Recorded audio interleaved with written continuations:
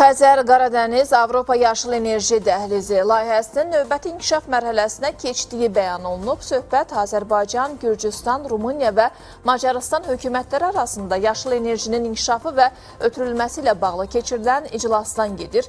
Tədbirdə həmçinin Avropa İttifaqı, Bolqarıstan, İtaliya, Yaşıl Enerji Dəhlizi, enerji şirkətlərinin 4 ölkənin elektrik ötürücü sistem operatorlarından, eləcə də Dünya Bankı qrupunun, Avropa Yenidən Qurma və İnkişaf Bankının və Asiya İnkişaf Bankının nümayəndələri iştirak ediblər. Daha ətraflı sujetimiz var, izləyək.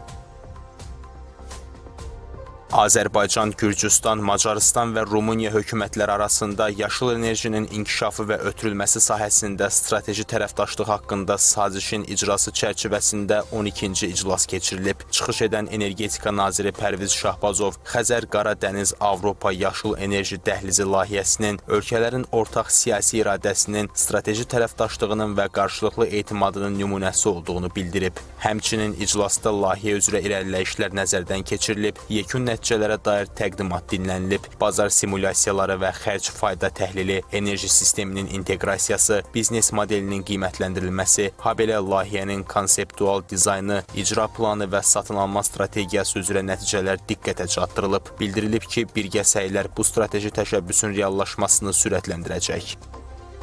Ölkəmiz yaşıl enerjinin istehsalı, ötürülməsi və ixracı sahəsində etibarlı tərəfdaş kimi mövqeyini daha da möhkəmləndirir. Avropa Komissiyasının prezidenti Ursula von der Leyen'in layihəyə dəstəyi isə bu təşəbbüsün Avropanın enerji təhlükəsizliyi və yaşıl enerji keçidi baxımından strateji əhəmiyyətinin yüksək siyasi səviyyədə qəbul edildiyini bir daha təsdiqləyir. Birgə səylərimiz nəticəsində bu layihə Avropanın enerji təhlükəsizliyinin möhkəmləndirilməsinə, yaşıl enerji keçidinin sürətləndirilməsinə və regional əməkdaşlığın daha da dərinləşməsinə mühüm töhfə verəcək.